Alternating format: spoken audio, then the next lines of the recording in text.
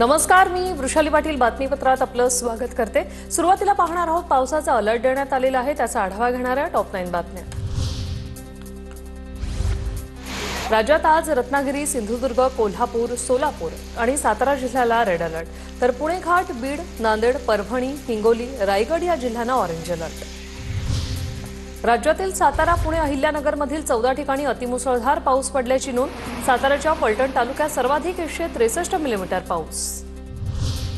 राज्यभरात मुसळधार पावसामुळे 34,842 हेक्टरवरील पिकांचं नुकसान।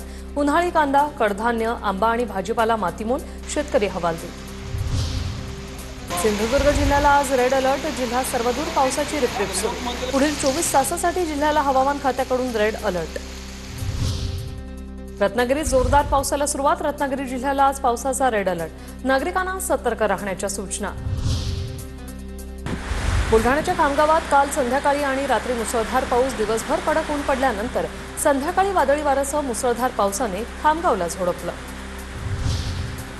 रत्नागिरी जिल्ह्यातील खेड दापोली रस्त्यावर पावसाचं पाणी, पुलाच्या खराब कामामुळे मनसे नेते वैभव खेडेकर आक्रमक, ठेकेदाराच्या अनियमिततेमुळे रस्ता बंद, वैभव खेडेकरांचा आरोप।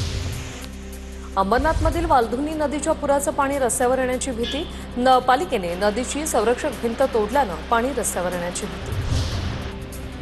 रायगडच्या रोहा तालुक्यात हनुमाननगर भागात दरड कोसळली, माजी नगराध्यक्ष समीर शेंडकेंची घटनास्थळी धाव घेत ही पाहणी, परिसरातील नागरिकांचं सुरक्षित स्थळी स्थलांतर।